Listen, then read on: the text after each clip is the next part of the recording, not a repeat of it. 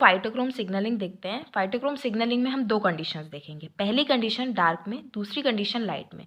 Dark में क्या होता है? इन dark COP1 and E3 ubiquitin ligase and SPA1 add ubiquitin tag to a subset of nuclear protein। COP1 जो होता है ये एक यूबिक्विटिन लाइगेज होता है, ठीक है। और SPA1 जो होता है ये क्या करता है? यूबिक्विटिन टैग को न्यूक्लियर प्रोटीन्स के सबसेट में अटैच करवा देता है। मतलब कि यहाँ पे क्या है, देखिए ये COP1 है, ठीक है। फाइटोक्रोम ए है, बाहर COP1 है, ये साइटोसोल है।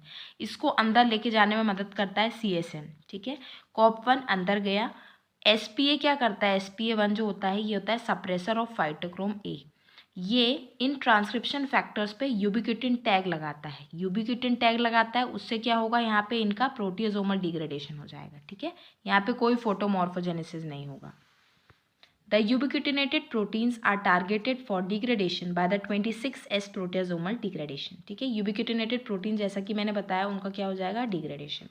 COP1 move inside the nucleus with the help of COP9 signalosome CSN complex। COP1 किसकी मदद से जाता है अंदर? न्यूक्लियस के CSN कॉम्प्लेक्स की। वहीं अगर हम लाइट की कंडीशन देखें, in light COP1 is slowly exported to the cytosol.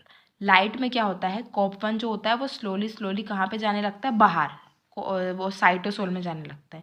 But before it leaves the nucleus it adds ubiquitin tags to phytochrome A. लेकिन न्यूक्लियस में लीव करने से पहले, मतलब न्यूक्लियस को छोड़ने से पहले वो यूबिक्विटिन टैग लगा देता है। किस पे लगाता है? फाइटोक्रोम ए पे, ठीक है। The absence of COP1 in the nucleus permits the accumulation of transcriptional activators necessary for photomorphogenic development। तो क्या होता है कि जैसे ही चला जाता है तो इसकी वजह से जो हमारे ट्रांसक्रिप्शन फैक्टर्स होते हैं वो खुले रहते हैं। अब वो खुले तो वो अपना काम करेंगे। DNA है उसमें प्रमोटर से बाइंड करेंगे, ठीक है, ट्रांसक्रिप्शन करवाएंगे, जीन एक्सप्रेशन करवाएंगे और फोटोमॉर्फोजेनेसिस होगा। तो ये हमारी सिचुएशन थी लाइट में और वो हमारी सिचुएशन थी डार्क में। अगर हम शॉर्ट में देखें, सो इन डार्क COP1 न्यूक्लियस में जाएगा with the help of CSN। COP1 एक E3 यूबिक्विटिन लाइगेज होता है जो कि SPA1 से इंटरेक्ट करता है, ठीक है। ये अटैच करवा देता है यूबिक्विटिन टैग को to HYS, HFR and LF1। ये ट्रांसक्रिप्शन फैक्टर्स होते हैं। ये जो ट्रांसक्रिप्शन फैक्टर्स होते हैं these are responsible for photomorphogenesis.